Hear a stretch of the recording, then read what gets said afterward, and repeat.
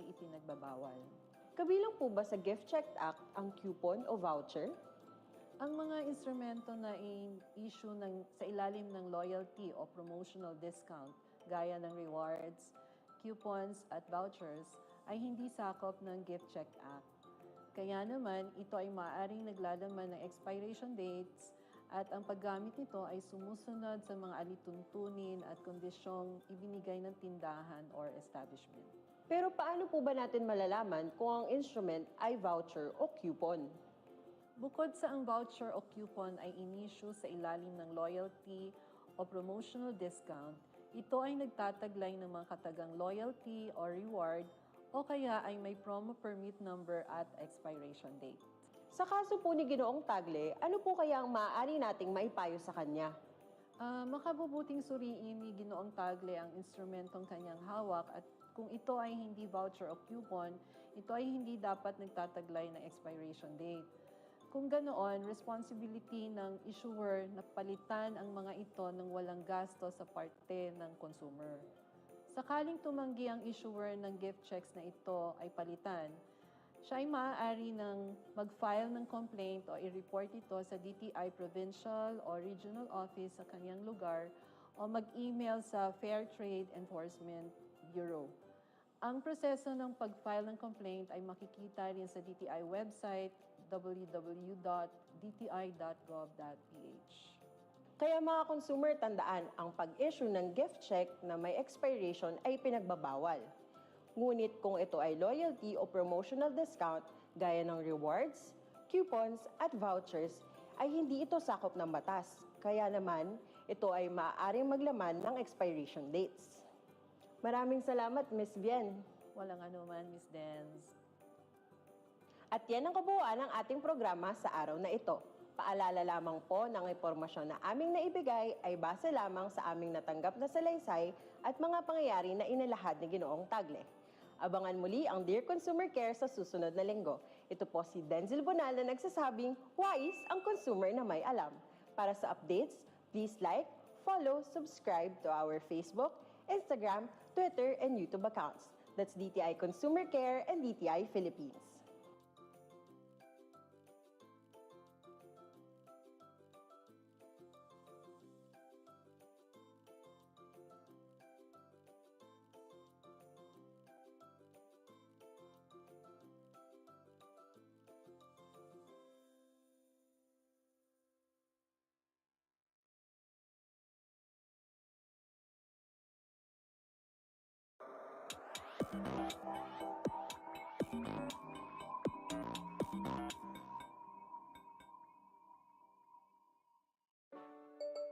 Ang tunay na pangalan ng mga tao, lugar at organisasyon sa liham na tampok sa palabas na ito ay pinalitan at pinago. Ang anumang pagkakahawig ng mga bagong pangalan sa aktwal na tao, lugar o organisasyon ay hindi sinasadya at nagkataon lamang. Magandang araw mga consumer! Hindi lahat ng Pilipino ay mayroong trabaho na nakapagbibigay ng sobra sa kailangan ng pamilya. Marami sa atin, sakto lang ang kita para sa pangunahing pangangailangan gaya ng pagkain. Kaya naman, binibigyan natin ng halaga ang bawat kinikita natin. Nagbabudget upang kahit papaano, ito ay mapagkasya sa araw-araw. Dahil dito, bawat isa ay nakabantay sa paggalaw ng presyo ng bilihin. Ngayong araw, babasahin natin ang liham ng consumer na si Ginang Mendoza para sagutin ang kanyang tanong. Dear Consumer Care, ako ay isang labandera at ang asawa ko naman ay isang minimum wage earner. Mayroon po kaming 2 anak at masasabi kong kahit papaano na pagkakasya ko para sa aming pamilya ang aming kinikita. Para po ito ay mapagkasya, nagbabudget po ako. Kaya naman po alam ko kung nagtaas na ang presyo ng bawat bilihin dahil binabantayan ko itong mabuti.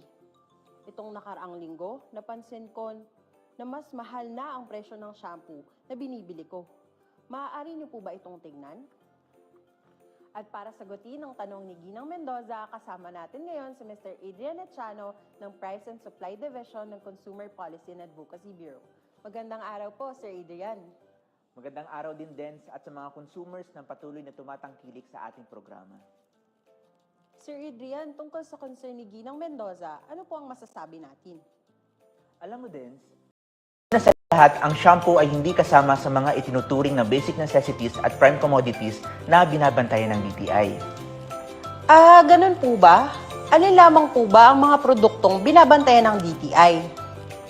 Ang mga produktong binabantayan ng DTI ay ang mga sumusunod: canned fish, processed milk, kape, tinapay, instant noodles, asin, sabon panlaba, bottled water, kandila, canned meat, condiments tulad ng suka, toyo at patis, sabong pampaligo, baterya.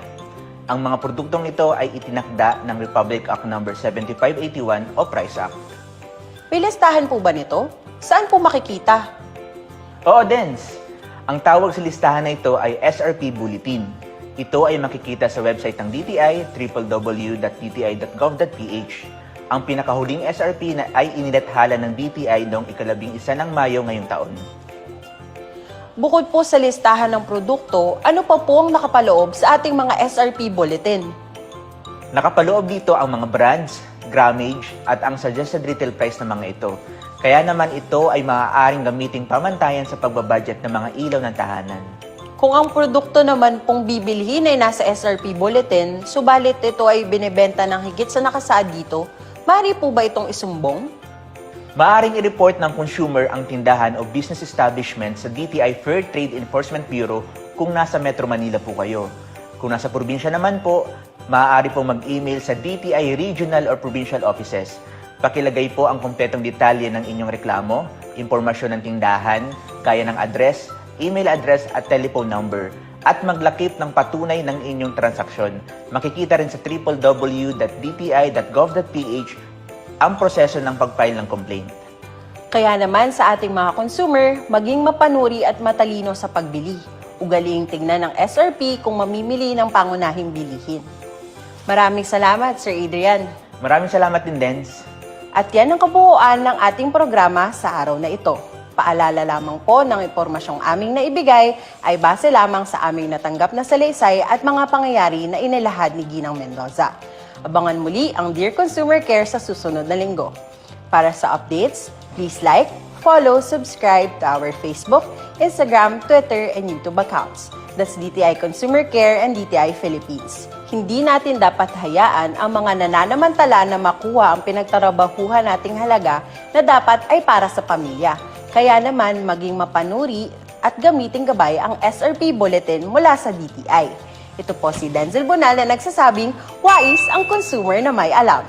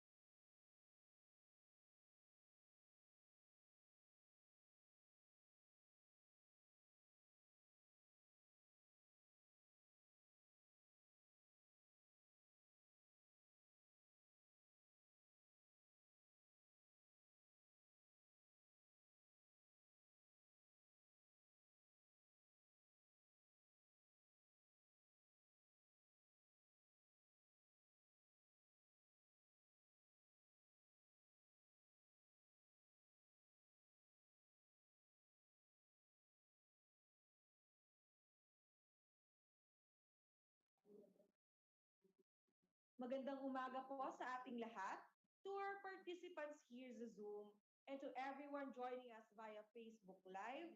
Welcome po sa ating 203rd session of the DTI Consumer Care Webinar Series on driving investments towards sustainable economic growth. You can still invite your friends and colleagues to join this webinar and share the Zoom link. Bago po tayo magsimula, we would like to give some reminders. Unang-una ho, sa ating webinar session, ito po ay recorded. By continuing your participation in the meeting, you are also consenting that you may be recorded. We are encouraging you to stay at samahan niyo po kami hanggang matapos at sabay-sabay tayong matuto sa topic natin ngayong umaga. Ang mga sumusunod na reminders ay para masigurado na smooth ang ating webinar session. Pakipalitan po ang format ng inyong pangalan, maaaring consumer, space full name o di po kaya ay pangalan ng company, then your complete name. Kung masyadong mahaba naman po ang pangalan ng company, kahit acronym na lamang po ang ating gamitin. Pangalawa, please turn off your microphone and video during the webinar session unless you are requested by the moderator to speak. Para po sa mga tanong, we are encouraging everyone to click the raise hand button to directly address po ang ating speaker during the question and answer portion. Or you may send in your questions doon po sa ating chat box dito po sa Zoom. Lastly, para po sa ating mga naka-touchscreen device, please avoid drawing or making annotations on the screen para hindi po ma-distract ang ating mga speakers at iba pang mga participants. Sa muli, magandang umaga po sa ating lahat. Ako po ay si Faye Tanod-Tanod from the Consumer Policy and Advocacy Bureau, and I will be your moderator for today's webinar. Without further ado, let's begin this webinar session by singing the Philippine National Anthem to be followed by the invocation. Mga kababayan, ang pambansang awit ng Pilipinas.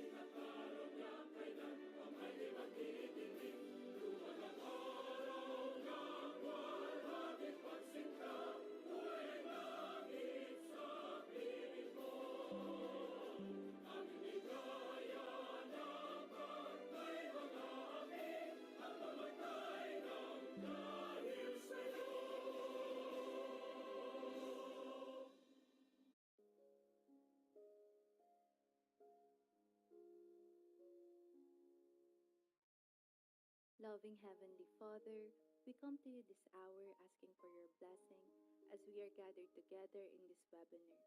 May your blessings of wisdom and guidance be upon us all for the sharing and impartation of knowledge and skills by our resource speakers, facilitators, and moderators. Bless also the participants so that they would be able to glean the information from this activity and share what we have learned in the spirit of your generosity.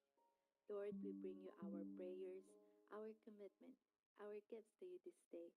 Let us who have a keen dedication and awareness of your creation have courage and conviction that we are able to contribute to the sustainability of the earth. Inspire us as we make choices so that we will recognize the impact our lives have on our environment and our human family around the globe. Pour out your blessings upon us today, Lord. May each of our actions reveal our awareness that we are partners with you in the creation and sustainability of this earth that you have given to us to appreciate and enjoy. We ask this in the name of your Son. Amen.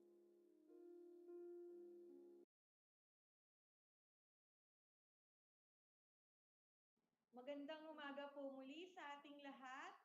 At noong nakaraang episode po ng ating webinar series ay natalakay po sa atin ang tungkol sa consumer safety through Philippine Standards or Peace Quality Safety and Import Commodity Clearance or ICC mark na ibinahagi po sa atin ng DTI Bureau and Philippine Standards o DTI BPS.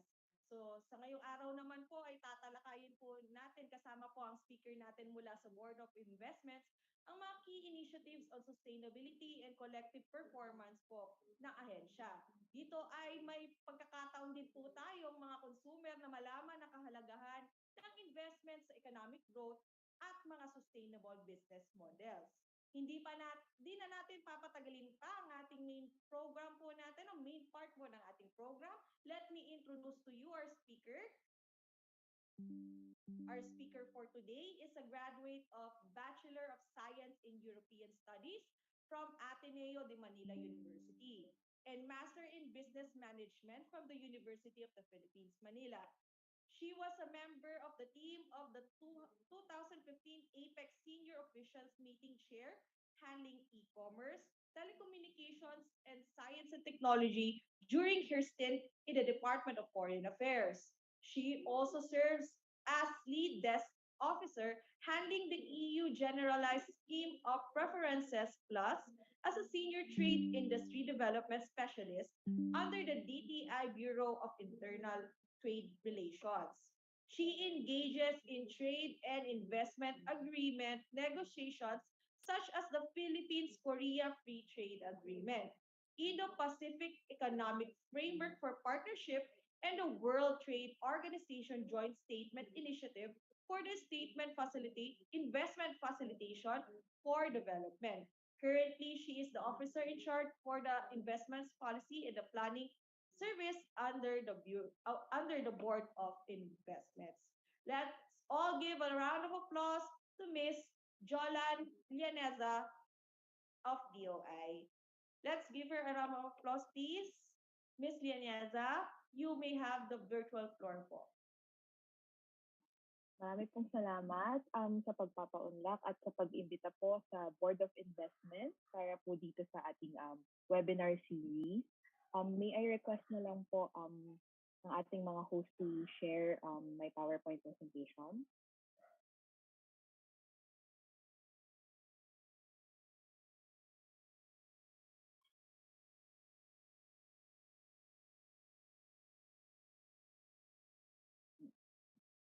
Okay po. So our topic for today is driving investments towards sustainable economic growth or promoting sustainable business models. So from the part of the DTI Board of Investment, we are mandated to be the lead investment promotion agency of the Philippines, and also we have the mandate for industry development. So we are in charge, or we are the lead shepherd for the development and fostering the growth of our domestic industry. So one way to foster industry simple is to encourage or attract investment in the country. So next slide. So one of the major initiatives under the DTI is the greening of our industry roadmap. So this was supported by the German Agency for International Cooperation, or GIZ. So under this project, we had the offshoot. This is actually an offshoot project of the promotion of green economic development.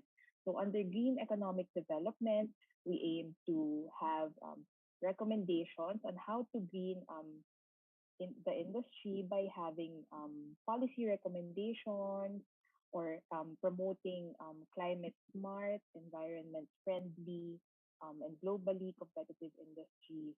So there were identified 6 industries under this initiative. So one is the automotive, the auto parts industry, the pulp and paper industry, the plastic industry, the housing industry, and furniture industry. So in coordination po with other government agencies, the DTI was tasked to contribute to set the framework conditions and to um, build up the capacity to support yung shift po towards an innovation process that results in competitiveness, good environmental performance, climate change resilience, and job creation. Next slide. So just to provide po an update on how we are implementing or where we are towards in terms of the implementation of these greening of the industry roadmap. So for example po, under the plastics sector, the Board of Investments is working with the local plastics industries on marine litter and zero to waste initiatives. So, for example po, we are working with the Plastics Industry Association of the Philippines um, on managing the disposal of plastic waste, especially po yung dun sa various local ordinances on the banning or finding alternatives to plastic packaging materials. So, siguro po, you can, if you will notice in some of the LGU, um, they have issued some ordinances with regards to single-use plastics. So, yung iba pong LGUs, they would encourage po yung pagdadala ng mga tote bags or yung mga bayong po natin instead of using plastic bags. So, yan po yung isa sa mga initiatives under this roadmap. And then, the industry din po is also working with companies that are producers of fast-moving consumer goods, and they established this alliance called Philippine Alliance for Recycling and Material Sustainability or FARM. Um, this is to ensure that they can work on programs in relation to um, one of the goals to have a zero waste to nature pledge under Ambition 2040. That was, so yung roadmap po for that zero to waste nature pledge was completed last year. And then for furniture po, since 2014, the BOI has been providing capacity building on design and trends on the use of sustainable materials for the furniture and gift decor, houseware industries. We are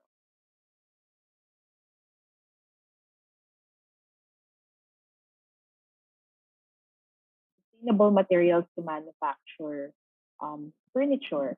So, for example, po,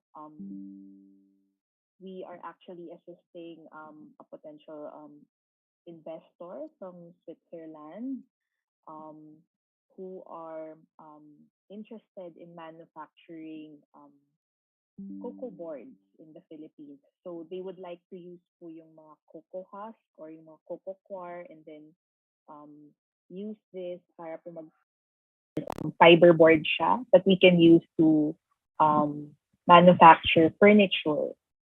So that's one of the initiatives under for furniture. And then for automotive and auto parts, we have been advocating for the adoption and manufacture of electric vehicles. So we are fostering po yung shift natin towards internal combustion engines, yung mga diesel-powered, gas-powered na cars, towards mga vehicles that are battery-powered. So this activity actually has been included in the investment priority plan of the BOI for several years. And then recently, we have seen the passage po of the Electric Vehicle Industry Development Act, or yung EVIDA, that was passed by the Congress in March this year. So under that law, we are able to intensify po yung ating promotion for the use and of electric vehicles and pursuing collaboration with our bilateral trading partners to provide training to help our automotive industry to get certified on new standards, environmental management standards in particular, as well as yung capacity building on the design of electric vehicles. And then we are also working with several development partners, such as UNIDO, to help us develop an ecosystem for electric vehicles.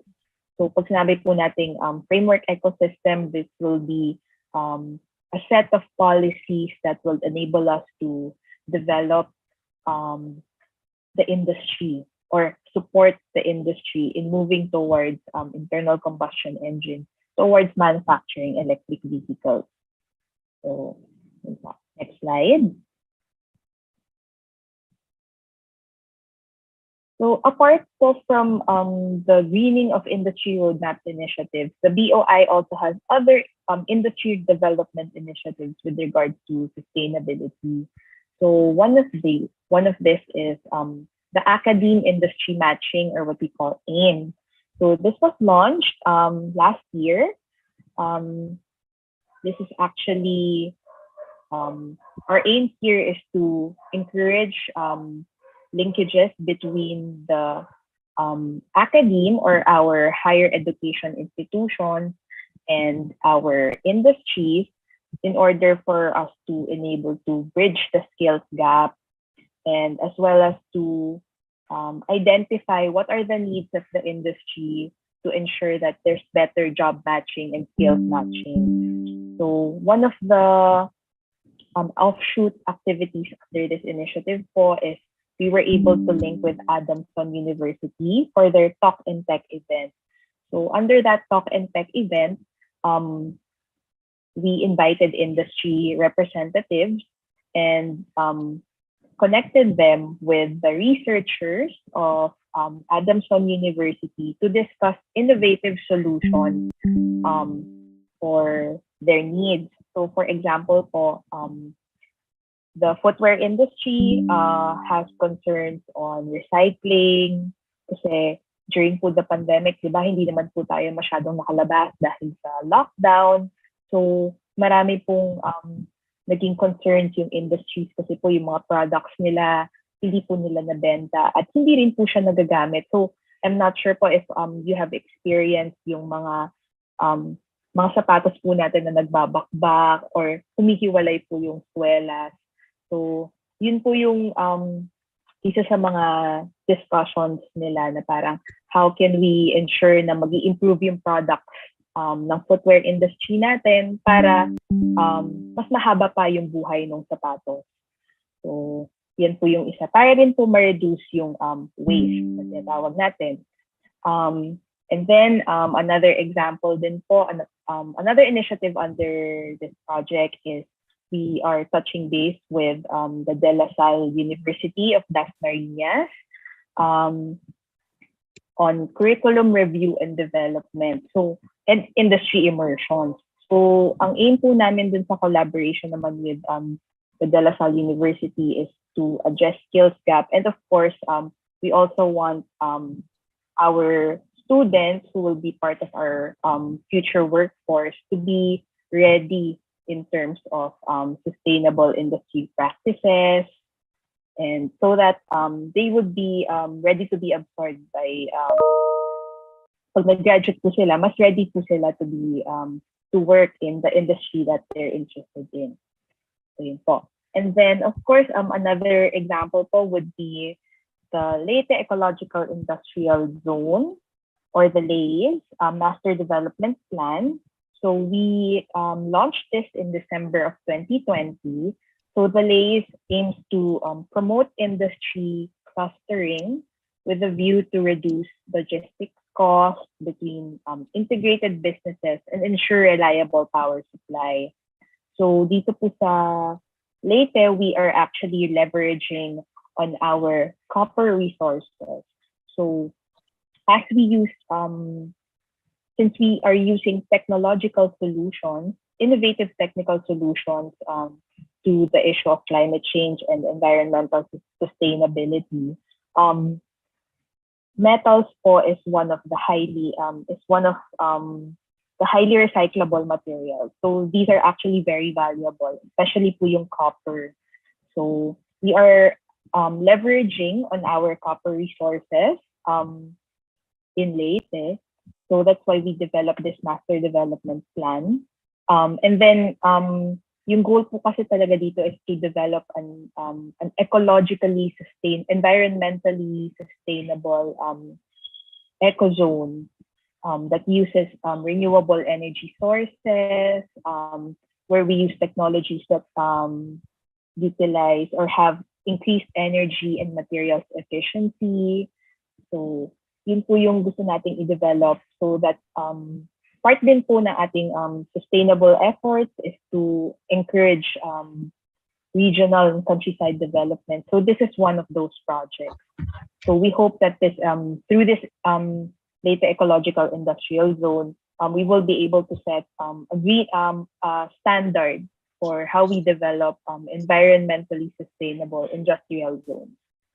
So next slide. Okay. Another industry development initiative of the DOI is the promotion of the circular economy. So we have been working with companies who are interested in reusing, recycling, and upcycling materials that may be used as raw materials for production.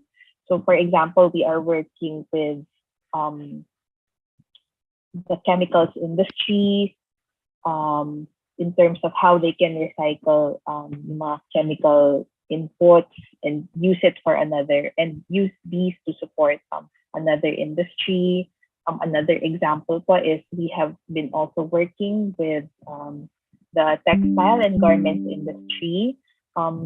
We featured sustainable fashion, which is actually an emerging global trend. So we had a sustainable fashion exhibit when we had a textile and garments expo back in 2018 and 2019. So yun po yung isa sa mga examples ng mga activities po namin in promoting the circular economy. Another one is, of course, we are also promoting sustainable packaging. So if you will recall po in our earlier slides, we talked about yung sa plastics po, di ba, on the use of single-use plastics. So to support that, we are also advocating for the use of sustainable packaging. So we are coordinating with researchers and industries to commercialize technologies, for example, on seaweed and carrageenan-based bioplastics. So these are your biodegradable plastics na po. These are alternative raw materials for your for packaging. And then we held an info session actually last year to disseminate existing research to carrageenan manufacturers and plastic industry packaging associations. And then, of course, we are also working with development partners to promote sustainable packaging. Actually, sustainable packaging po is one of the priority subsectors for investment under agribusiness. So this is actually very important po for the DOI. Next slide. Of course, apart from industry development, in terms of fostering the development of our industries, meron din po tayong kaakibat na tinatawag na industry promotion. So in terms of industry promotion, here we are promoting po investments in important priority areas for sustainability. So one of this is green metals. So as you may know po, the Philippines is very rich in metals resources, one of which was the copper. I have mentioned this earlier in the development of the Leyte Ecological Industrial Zone. So that's one. Another din po is we are promoting the Philippines as the next strategic hyperscaler hub in the Asia Pacific. So ang hyperscalers po, these are enablers of various industries, and these are the backbone of digital native industries such as fintech, digital banking, and our value proposition for here is we want the Philippines to be the strategic hyperscaler hub in Asia that uses or that utilizes renewable energy. So, ang gusto po natin is we want to target yung mga large companies, for example, Facebook, Google. So these are companies that are that use big data. And as you may know po, di ba, very energy Hi, sir. intensive po yung... Morning. Good Hello? morning po. Hello. Can you hear me? Ayan po. Yes. Okay po. So to continue po, no, so for hyperscalers, we want to target companies that would like to transition from using fossil fuel to power their data centers to renewable energy. So we want to attract large companies like Google and Facebook to move their hyperscaler data centers here in the Philippines and use renewable energy to power these data centers. Important din po tong data centers natin na ito because as you may know, we are very strong on the IT BPM sector. So by having hyperscalers, by having the Philippines as a hyperscaler hub in the Asia Pacific, we will be also supporting the growth, the further growth of our IT BPM industry. So, yun po. And then I've also mentioned that before po yung, we are also attracting investments on sustainable packaging. Next slide. Okay po. So now, in terms of, let's go naman po to the international aspect. So, we also have our international commitments. So this is more on international trade and investment policy. So these actually also provide some guidance on how we can design our domestic policies on sustainability. And we do this at the bilateral, at the regional, and the multilateral level. So for example po, when we negotiate, for example, free trade agreements, we are actually now incorporating provisions that on sustainability. So, for example, po, under the Philippines, under the free trade agreement of the Philippines with the European Free Trade Association or EFTA. So, EFTA po, for your information, this is a grouping of 4 European countries, namely Switzerland, Iceland, Norway, and Liechtenstein. So meron po tayong free trade agreement with these 4 European countries. And under that agreement, meron po tayong tinatawag na chapter on trade and sustainable development.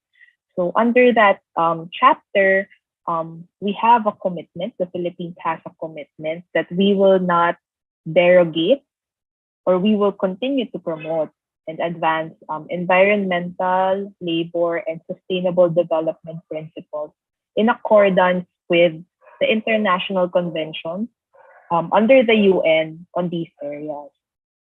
So as you may know po, we are a member of the United Nations, and under the UN, we have several international core conventions on labor rights, human rights, environmental protection, and good governance. So, member po tayo and signatory po tayo dun sa mga conventions na yon. And we have a commitment under this free trade agreement. Now, we will abide by our commitments in those international core conventions. And then, of course, meron din pong provision doon that will that promotes the facilitation of trade and investment on areas that contribute to sustainable development. So, ano po ba yung mga areas na yun? For example, mga environmental technologies, sustainable renewable energy, products that are energy efficient, yung may mga eco-labeling, yung mga fair and ethical trade products. So, yun po yung mga examples. And then, we are, in our new FTA's ongoing negotiations, we are also pursuing these similar provisions in our FTAs. And perhaps siguro po another example would be the EU GSP Plus. So the EU GSP Plus is actually a unilateral scheme by the EU, by the European Union, on sustainable development. So the Philippines is the only ASEAN beneficiary of EU GSP Plus. And under EU GSP Plus, we are actually able to export 6,274 types of products duty-free under the EU, to the EU market. So ito pong duty-free preference na ito, we are able to enjoy this because we are implementing and we are a signatory to the international core convention that I mentioned earlier. So, yun po. So malaki po yung nagiging contribution nung if you are promoting or you are adhering to sustainability and sustainable development principles and conventions, because we are able to enjoy these types of preferences. So there. And then of course, lastly, we also have initiatives at the ASEAN level. So for example, we have similar industries, we have identified similar industries among ASEAN in terms of facilitating sustainable investment. So meron tayo na develop po na ASEAN guidelines on sustainable investment. So that could serve as a guide din po for us on how we can attract more investments that are contributing on sustainable development. Okay, next slide. So now we will now go to another major instrument that is being used by the Board of Investments in terms of attracting investments on sustainability. So we have what we call the Strategic Investment Priority Plan. So as you may know po, we have the CREATE Act. So that's part of the tax reform program or initiative that is being led by the government. And under Section 300 of the CREATE Act, it actually provides for the formulation of the Strategic Investment Priority Plan or the SIPP. Pero ano po ba yung SIPP? So this is actually the Philippines investment plan. And under this plan, there's a list of priority activities for investment promotion and facilitation. And this is supported through fiscal and non-fiscal incentives, which is actually identified under CREATE. So under this plan, actually, we have categories called industry tiers. And for us to be able to grant a package or what we call the incentives development package, we have to undergo an evaluation process. So what is this evaluation process? Next slide, please.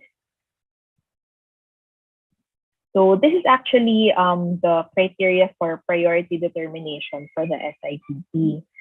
So if you can see, we have 10.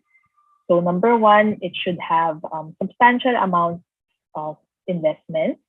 Number two, it should that industry or that sector should have a considerable generation of employment, especially towards less developed areas. Number three, we would like to have considerable amount of net exports. Number four, if that sector uses modern, advanced, or new technology. Number 5, I think this is very important, processes and innovations that will lead towards attainment of sustainable development goals, which include your adoption of adequate environmental protection systems and sustainability strategies. Number 6 would be addressing missing links and other gaps in the supply or value chain, or moving up the value chain or the product ladder, or so yung mga value adding sectors. And then number 7 would be the promotion of market competitiveness. Number 8 would be the enhancement of the capabilities of Filipino enterprises and professionals to produce and offer increasingly sophisticated products and services. So this is what we call moving up the value chain nga po, having more offering higher value services and products. Number 9 would be the contribution to Philippine food security and increased incomes in the agriculture and fisheries sector. And number 10 would be services and activities that can promote regional and global operations in the country. So ito po yung ginamit na criteria para po maka-identify ng mga industriya or sectors na ilalagay po sa SIPP, kung saan ito po yung magiging priority areas for investment promotion, at kung meron pong mag-register sa BOI na investment or projects, we will use this criteria in the SIPP to determine what type of incentives they can receive under CREATE. So, ano po ba yung goals ng SIPP? Why use SIPP? So, we use the SIPP because we have goals for nation building. And the SIPP contributes to that goal of nation building because it can support the momentum, help sustain the momentum towards recovery. In particular, we want to urgently create and recover the jobs lost. So yung mga labor-intensive jobs po, for example, that were affected by the pandemic, competitively provide, next slide please.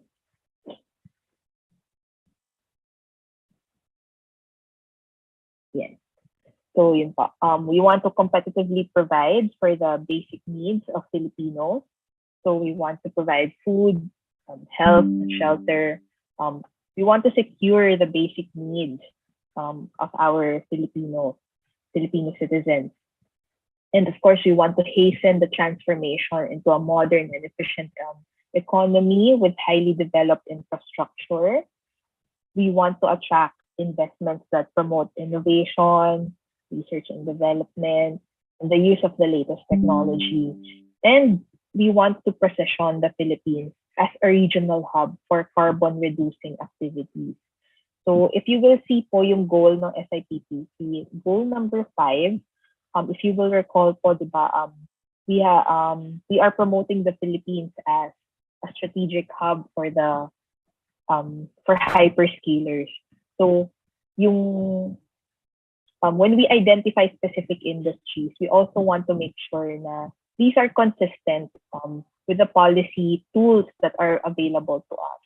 So hindi ko po alam kung nakikita niyo po kung paano namin ine-ensure na dapat consistent yung paggawa ng policy frameworks that would enable us to attract sustainable investment. So from our international commitments at the UN to our international commitments in our FTAs, in ASEAN, and then in designing our domestic laws, like for example, CREATE, and then developing the instrument called the SIPP to help implement CREATE.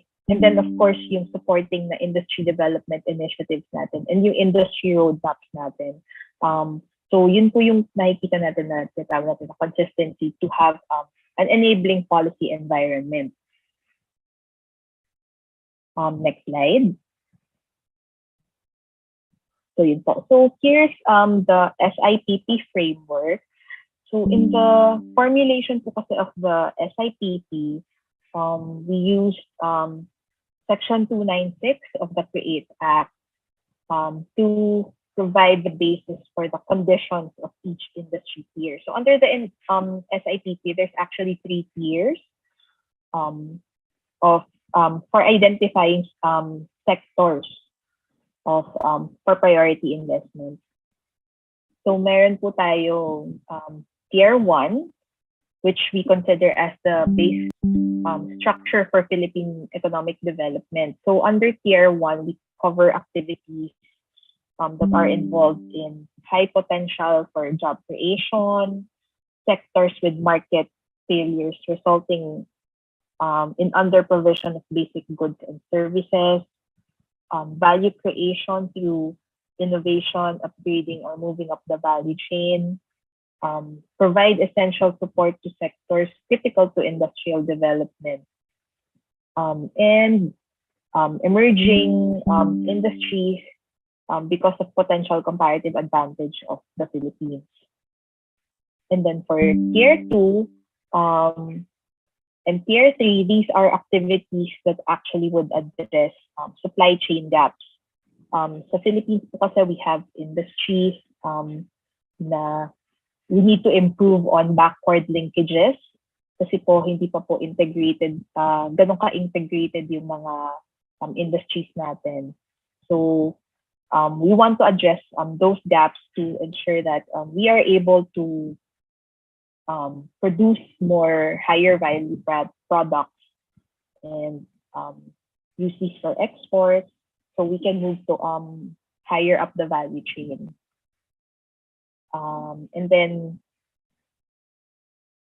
so in summary po, for tier 1, actually yung ginawa po namin basis for tier 1 are previous investment priority plans of the BOI.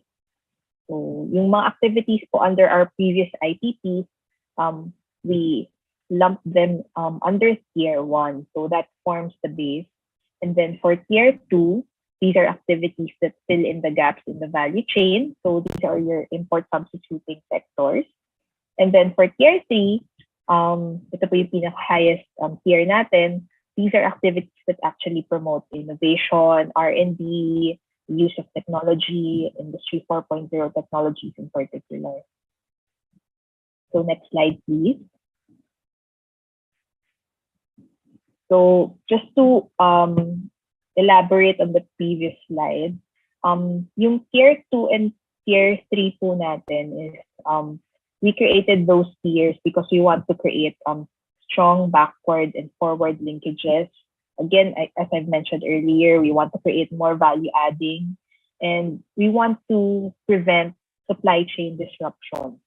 So if you will recall po, di ba, during the pandemic, marami pong bansa na nag-issue ng mga export bans because they wanted to ensure na meron secure po yung kanilang domestic supply of critical products. So marami pong bansa din na that rely on other countries for their own supply. So minsan po in the production of these inputs, nagkakaroon po ng supply chain disruption. So sa atin po, we as a part of the DTI and the BOI, we wanted to ensure that that will not happen to the Philippines.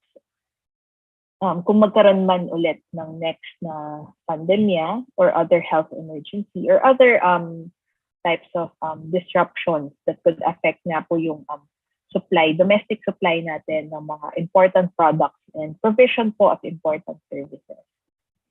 So yun po. And then, of course, for tier 3, we included this tier because we want to foster or usher in the modernization of our industries.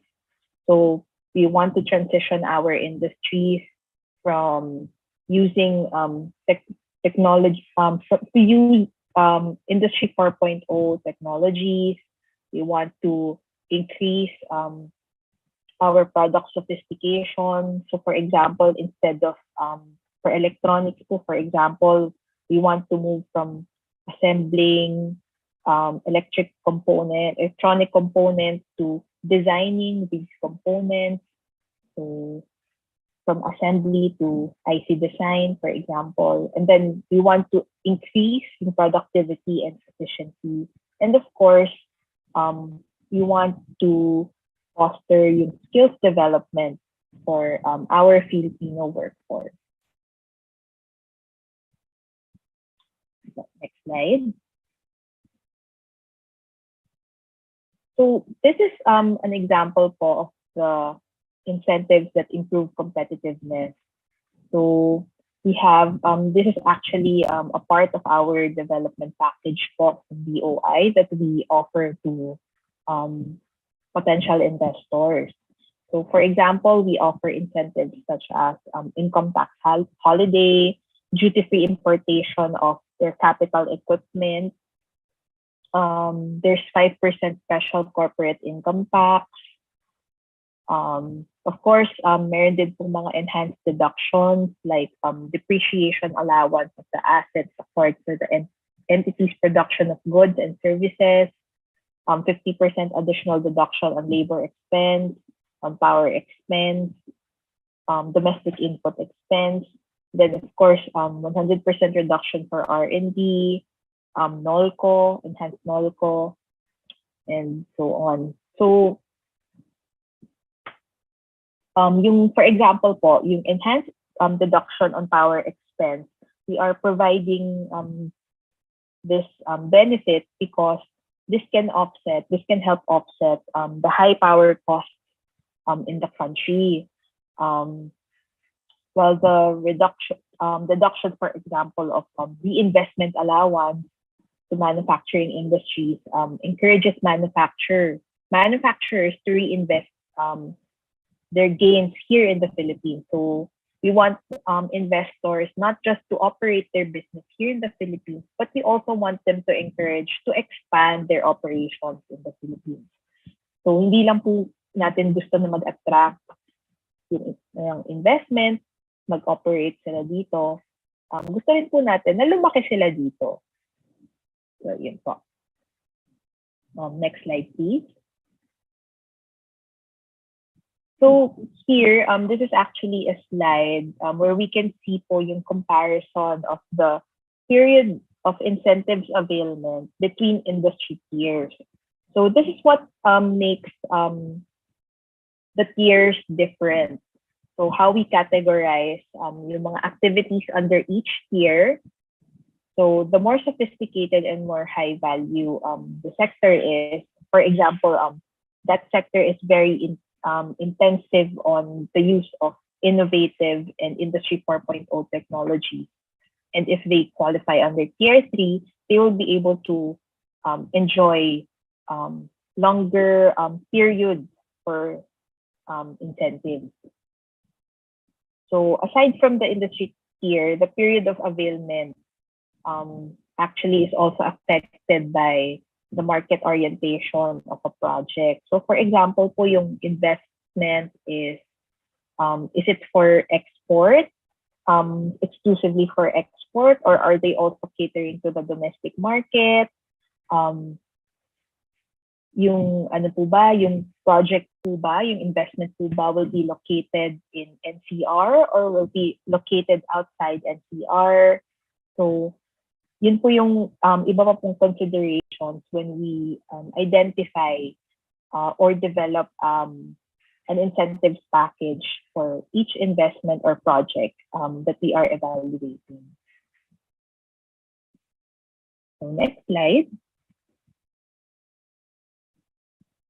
So tier 1 po, as mentioned earlier,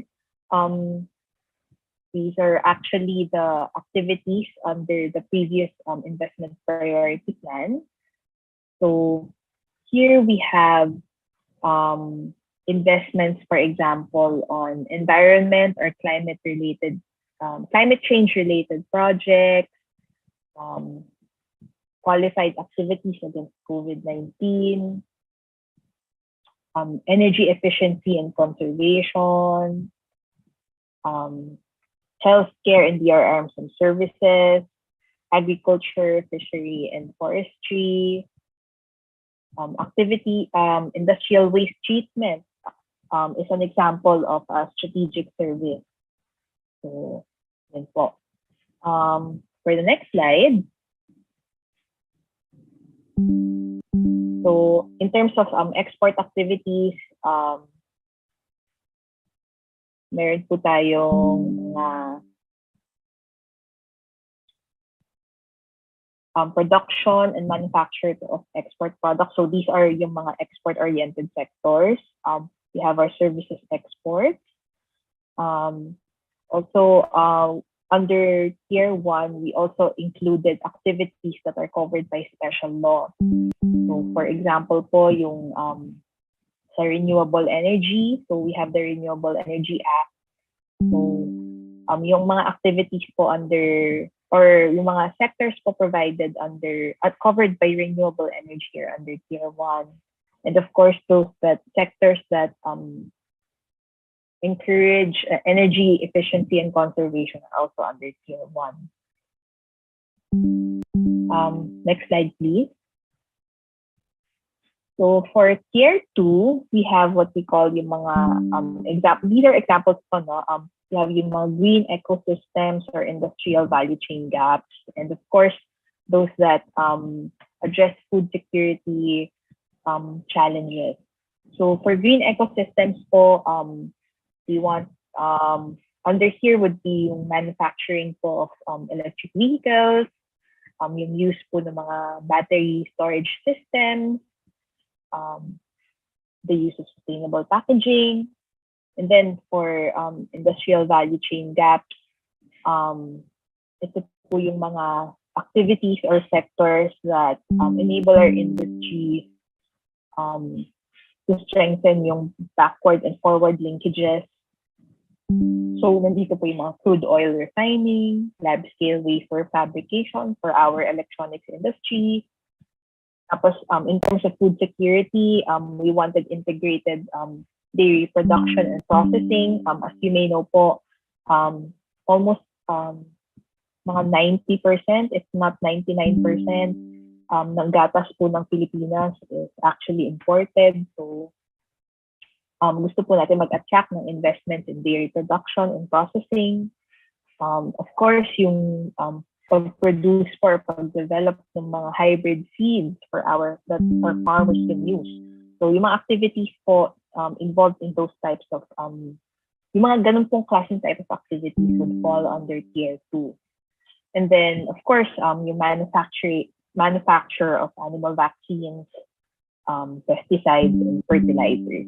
Also. And then we don't have a slide for Tier 3, but for Tier 3, these would be your high technology sectors, those that are really involved in innovation, research and development. So yung mga very developmental but industries that are intensive in terms of the use of Industry 4.0 technologies, mga kailangan po ng matinding research and development that would use a lot of Filipino talent. For example, we have our Filipino engineers, Filipino scientists working on the development of a product, for example. If they, for example, a company decides to locate or invest here in the Philippines and establish an R&D facility for the development of a new product, or for the development, for example, development of a vaccine or a medicine. So dito po nila gagawin lahat ng research and development nila. That could fall under Tier 3. So that ends my presentation. So yun po. If you have any further questions or very detailed concerns, you may contact our office, the IPPS, through Director Sandra Recalizado. So this is her email. And then she will be able to address or assign an investment expert to address your concerns. Thank you very much for your informative presentation, Ms. Jolian. Now, before we proceed with our question and answer portion, let me inform you first na makaka-download po tayo ng copy ng presentation materials after you accomplish the client satisfaction form or your CSF form po natin. That will be posted in the chat box section. Short reminder lang po sa ating mga participants to stay muted unless you are addressing the speakers and moderators directly. Para mas maging interactive po ang ating question and answer portion, we encourage everyone to click the raise hand button so we can call you directly to our speaker. Pwede rin po isend ang inyong mga question po directly po sa ating chat box. Yan po, we're open for questions.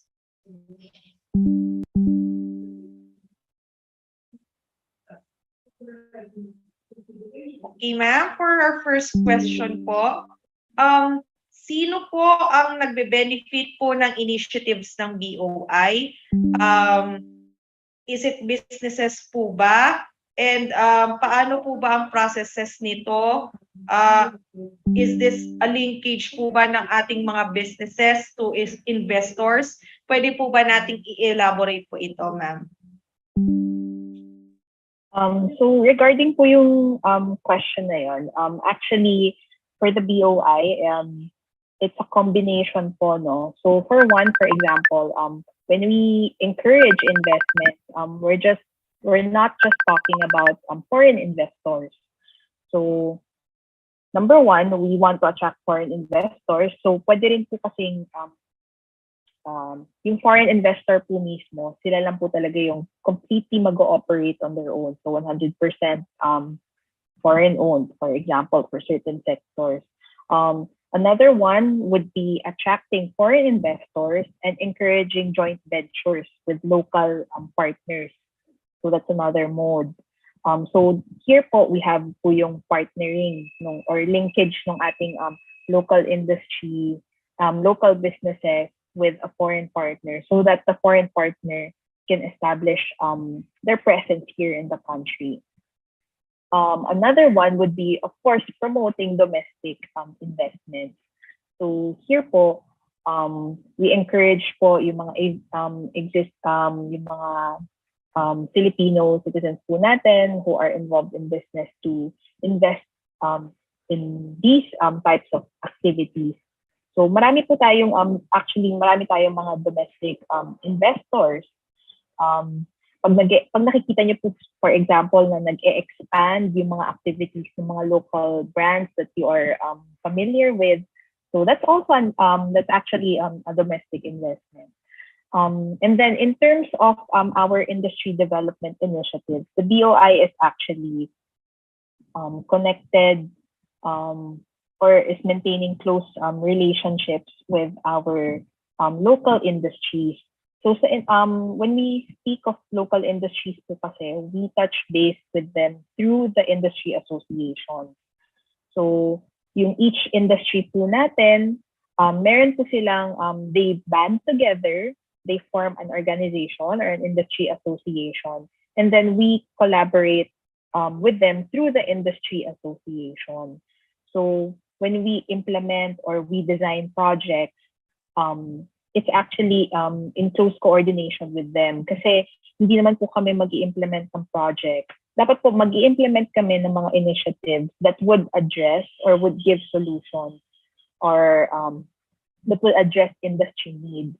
So for example po, yung academe and industry matching that we launched last year, actually, that was a result of the pilot from the electronic sector po natin. So as you may know po, di ba, malakas po yung ating electronics export. So lumapit po sila sa atin, sa BOI, and they were saying na, pwede niyo pa kaming tulungan in terms of getting more talent. Kasi may mga partners tayo na gusto mag-expand pa dito sa Philippines. So from our end, we wanted to assist them by linking them to the universities kasi, di ba, sa kanila manggagaling yung talent. So we wanted to link them to universities that produce engineering graduates, electric engineering graduates, para mas madali yung recruitment process nila, or if they can provide internship opportunities. So these are the types of programs that we are also implementing. Thank you very much po for that clarification, ma'am. For a follow-up lang po dun sa question, no, do BOI ba, sinusukat din po ba ninyo yung impact ng projects ninyo sa mga consumers naman po, yung impact po ninyo sa consumer? How do you measure that? Or do you measure that, yun po ba? Measure din po ba ninyo yun sa inyo sa BOI? In terms of impact to consumers, siguro when we generate investments and we encourage investments in certain industries, our consumers are able to experience, or they will also have access to higher value products that are Philippine made. So dahil Philippine made siya, and dahil manufactured din siya dito, syempre in coordination with our DTI offices, like for example, the Bureau of Product Standards, we are assured na quality at safe yung produkto na makakarating sa ating mga sa ating merkado. So that's one example. And of course, for example, we are encouraging na po yung assembly and manufacture of electric vehicles here in the country. That would provide or encourage, we hope that consumers would be able to move towards, we are helping consumers move towards adopting environmental friendly technologies. Tapos, we are also, as mentioned earlier, di ba, yung sa single-use plastics, we have been coordinating with various government agencies and LGUs with regards to recycling, yung use of single-use plastics, and then we want to encourage more sustainable packaging. So we want to have we want our consumers to have products that are environmentally conscious. So parang ano siya, I think for us parang siyang two-way street na our consumers are informing us that they are more environmentally conscious, sustainability conscious, and then from our side, from the BOI side, we also want to ensure na yung investments and yung policy and yung industry development initiatives would be aligned to that. So I think ano siya, para siyang virtuous cycle. In terms of monitoring, I am actually not aware if I will have to check if we do some sort of monitoring, but I think that could also be in coordination with other DTI offices, like for example, like with the Consumer Protection Group. Thank you for that, ma'am. For our next question po, this is from Ms. Luz Galda. If a city has a local investment code, do they need to update or revise it to include in the SIPP? Sorry po, can you repeat the question? If a city has a local investment code, do they need to update or revise it to include the SIPP?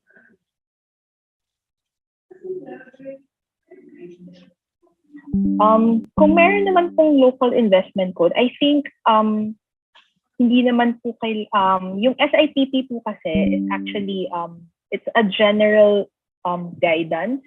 So it's a policy tool that provides general guidance on how we should or how we could design an incentives package for certain investments. So sa tingin ko naman po hindi naman po consistent yon with the local investment code, since ang SIPP po is hinged on the CREATE Act. Thank you po. Next question po, ma'am. is nabanggit po kanina yung yung inyong initiatives po with universities. So do you plan to expand po yung initiative pong iyon other than Adamson University? Yes po. Actually, the activities that I mentioned earlier under EM, these are, nagsa-start pa lang po kasi yung project since last year pa lang po siya na-start. Actually, it was launched mga October last year. So 1 year old pa lang po siya this month. But yes, there's actually plans to expand not just yung partner universities po, no? Like for example, I mentioned Adamson and De La Salle. We're also tapping, actually we have identified several other universities, for example, in Region 4A and B. So yung mga Batangas State University, Cavite State University. We are also tapping other NCR-based universities. Kasi po yung pilot project was done for the electronic sector, and they are based in these areas. So, for example, we are also planning to expand. There are plans to expand to other sectors. For example, IT/BPM. So, marami rin po silang kailangan in terms of yung mga information technology graduates, those involved in computer engineering, for example. So, we will be expanding not just geographically, but also in terms of sector coverage. Thank you, ma'am. For our next question po, if I have a project or a project concept and I want to develop it, how should I proceed? Can BOI help in finding a probable joint venture partner and assist in including the project in the database of investments for promotion? So, for example po, ma'am, kunyari po meron kayong interest or meron kayong project and you are looking for a joint venture partner, yes, the BOI could actually provide assistance.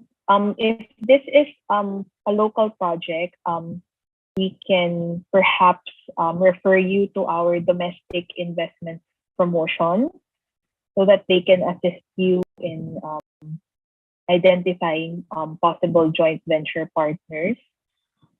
Usually po kasi, based on my limited experience then, we do link up, pero ang nakikita ko lang po kasi so far na medyo common or usual, at least from what I've observed, is yung foreign investors looking for local partners. But yes, we can assist po. Our domestic investment promotion service might be able to help in identifying a possible joint venture partner. Okay, thank you po, ma'am. For our next question po, which type of enterprises usually enjoy tax benefits? Then another question din po, follow-up po noon, for small business owners po ba, will it be possible for us to enjoy these incentives as well?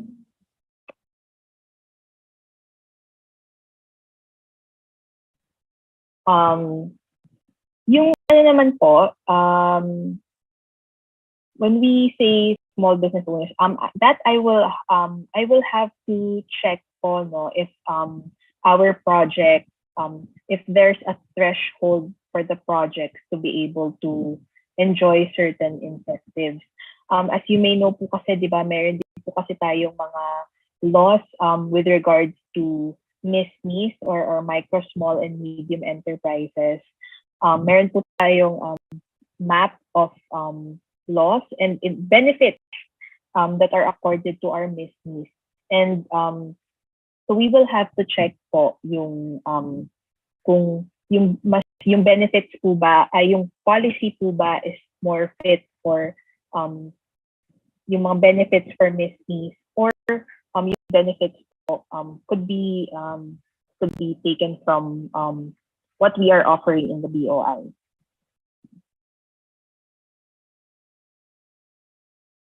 Thank you po, ma'am. Next po nating question po from our chat box po, from DTI4A. I'm toying on the idea of transitioning Calabarzon to a circular corridor as an investment area. The development metrics are basically compliance to the basic SD standards. How can BOI help us applying the concept of circular economy? Sige po.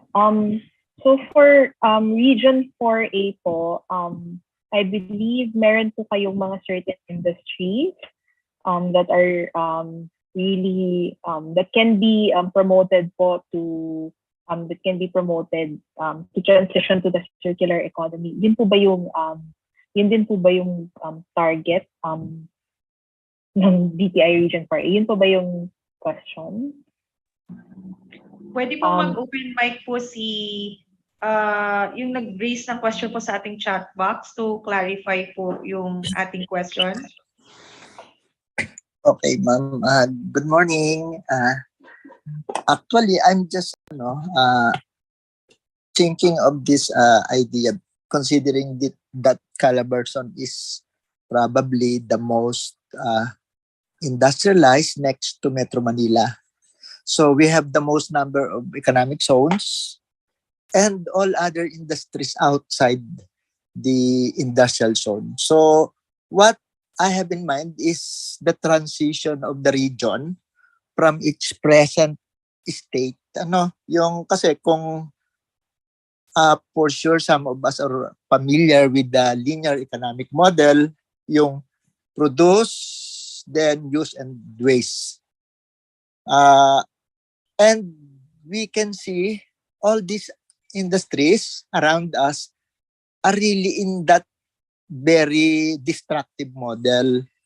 So yes, tama po kayo. We have these industries na pwede nating i-encourage and more investments to adapt yung tinatawag na compliant to applicable SD standards that will evolve within the framework of circular economy. So ang question ko po kasi is how can we possibly collaborate with BOI in inviting those investors who can help us develop this concept, parang magkaroon tayo ng blueprint for Calabarzon with this concept in mind, and consequently or subsequently we will encourage yung mga investors to adapt or to embrace this yung concept, yung model na to. So ano po sa tingin nyo yung pwedeng areas of collaboration that we can pursue? Presently, there is none. Even the regional development is so quiet on this, so silent on this. And even DTI, from Region 4A up to end of the archipelago. So this is a pioneering initiative. Kung mapapagtulungan din, I can personally get myself involved. Sige po, sir. Siguro po as a first step, I would like to inform you na the BOI po is actually conducting what we call the SIPP Roadshow. So dun po sa SIPP Roadshow na yon, it's actually a very detailed, it actually expound on yung short presentation ko po kanina on the specifics of the SIPP and how the SIPP could be used or can be used ng mga industrial zones or ng mga regional areas to actually promote investments in their area. So siguro po, sir, since as you mentioned nga po, marami na pong investors sa Region 4A and marami po tayong mga export sectors din po dyan. Siguro po we can, I can refer po siguro, I can float the suggestion that maybe we can do the SIPP roadshow in Region 4A para po ma-encourage din yung mga existing investors po natin, for example, to transition to or pursue projects that are into sustainability, or they could adapt environmental technologies for for their processes. So yun po. Para rin po baka rin po kasi makapag mayroon po para rin po ma-encourage din sila na mag-transition if they're not doing it yet. Thank you po. Thank you, ma'am. Thank you po, ma'am. Thank you, sir. Let's proceed po to our next question from DTI EMB, from Ms. Gina Yap. As you mentioned that a Filipino company can invest on the list of activities of SIPP, is it necessary for the local company to be registered in BOI? Actually po, for the provision po kasi of yung mga incentives and benefits under CREATE, parang naging uniform na po. With CREATE po kasi parang naging uniform na po ang provision ng pag-apply ng mga incentives. So, pare-parehas na po ang provisions ng mga IPAs. So, kunyari po, pwede po sila mag-register sa BOI, pero pwede rin naman po sila mag-register in other IPAs, like for example, PEZA, so, and other economic zones or similar investment promotion agencies. Thank you, ma'am, for answering that question po. For our next question po, how does BOI mainstream the investments? For example, on investments on sustainable packaging, how does BOI ensure that this will be downloaded to the companies, businesses, MSMEs, and consumers for use? So, for example po, in our, we are, as I mentioned earlier, we are promoting sustainable packaging as a priority subsector under agribusiness. So, one of the main projects po one of the major projects of the Board of Investments is the Make It Happen in the Philippines campaign. So, this is actually a branding campaign for the Philippines to attract parang ito po yung parang investment promotion campaign ng Philippines. So we are deploying the Make It Happen campaign. We are implementing this across our DTI offices abroad. We are also seeking the assistance of our Philippine embassies globally to help us attract investors in this area. So locally po, we also do our Make It Happen locally through our domestic investment promotion efforts. Thank you, ma'am. At again po, sa ating mga participants po dito sa ating Zoom, I encourage you to ask questions po sa ating speaker.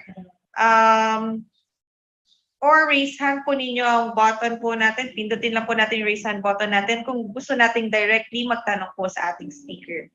Okay, ma'am, for our next question, ito po. How can consumers po support or help po yung promotion po natin ng green economic development? Or paano po ba ang isang consumer ay makatulong sa BOI on their na mga pinakita kanina namang initiatives? So from the consumer aspect po, di ba? How can we ensure po yung sa green economic, how can we support po yung sa green economic development? I mentioned po kanina para siyang vicious cycle. So in terms of our choices, small practices, for example, we practice, even yung practice po natin ng segregating, recycling our waste, yung making sure that we have informed choices dun po sa mga produkto na pinipili natin. So, yung mga ganun pong klase ng when we adjust our behavior, eventually that can, pag lahat po kasi tayo collectively, we are able to do that, nagkakaroon po siya ng impact. So that can help inform our policy making, how we design po yung mga initiatives natin. So pag nakikita po namin, kunyari, there's this consumer pattern na actually parang mas nagiging conscious in terms of consumption of meat. So kung napapansin niyo po, di ba, sa mga groceries ngayon, nagkakaroon na po ng produkto na plant-based meat, di ba? So mga ano po to, mga meat alternatives na based on, na produced from plants. So yung mga ganun pong klase ng choices, for example, that helps inform the companies, the businesses, and also government na parang, this is merong trend na parang mas nagiging conscious yung ating mga consumers dun sa kanilang mga kinakain. So dapat mag-develop tayo ng mga produkto na angkop dun sa parang changing tastes nila. So that's one. Okay po. For that, no, time check po tayo. It's 11:37 po. And last call po sa ating mga gustong magtanong for our consumers po, and kung meron po tayong mga kasamang private sector din po dito sa atin, and for DTI offices. So otherwise po, we will close po yung ating session for today. Okay, let's move on to our next question po. Ayan. Ayan. Ma'am, nasaan na po ba tayo ngayon, or in terms po sa Philippines po, no, in terms po dun sa lobbied investments po natin towards sustainability, economic growth? How far na po ba yung mga efforts na yon in regards po dun sa sustainable economic growth po? Sorry ma'am, can you repeat the question? Ayun po, no. Nasaan na po ba ang Philippines in terms po doon sa mga initiatives po na ginawa po ni BOI on the lobbied investments towards sustainability for economic growth?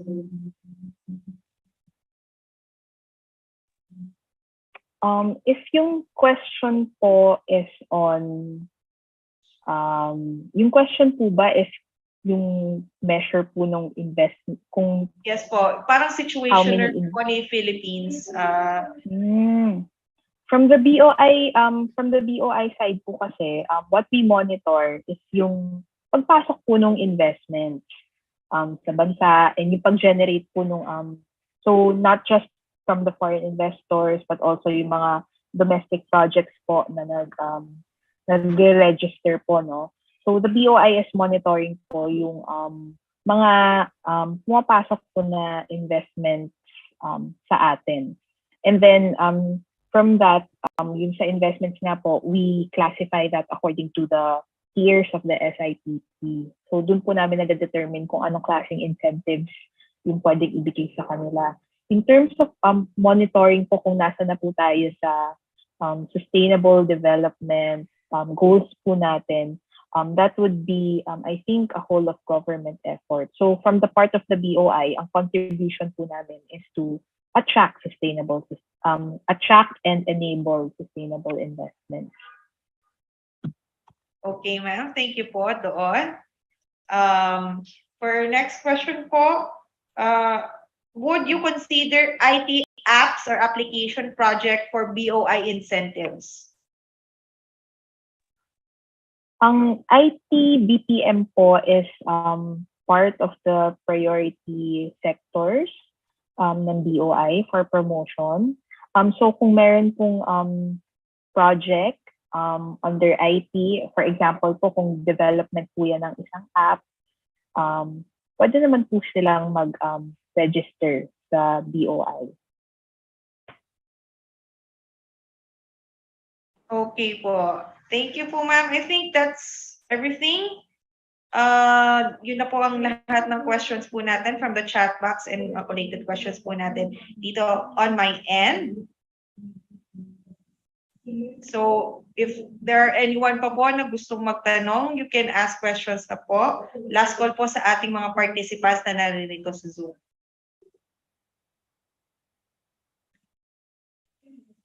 Okay, otherwise, kung wala na pong questions, we will close na po ang ating session. Ayan, maraming salamat po sa mga nagtanong po at magtatanong pa. I think po, we have exhausted po everything yung ating mga questions. Wala na pong nagtatanong. Again, thank you po sa ating speaker. Very capable speaker po ngayong umaga for answering po yung ating questions. But lastly, ma'am, we would like to ask po a parting message po mula sa inyo para sa ating mga manonood. Marami pong salamat sa pag-attend po dito sa Consumer Care webinar po ng DTI CPAB. Sana po marami po kayong natutunan tungkol sa BOI at tungkol po sa sustainable investment. Sana po magkaroon pa po tayo ng pagkakataon na magkausap po ulit, pero sa ibang similar topics po siguro on investments and industry development. Thank you, ma'am, for that. Muli, maraming salamat po sa ating very capable speaker ngayong umaga. Mula po sa Consumer Protection Group, maraming salamat din po sa ating mga participants na nakasama po natin ngayong umaga. Huwag niyo pong kalimutang samahan kami muli sa aming mga susunod na webinar. Our announcements will be posted in our social media accounts. For more updates, please like, follow, and subscribe to our Facebook, Twitter, Instagram, and YouTube accounts, DTI Consumer Care and DTI Philippines. This has been Faye Tanod. Thank you very much, everyone, and still, please stay safe.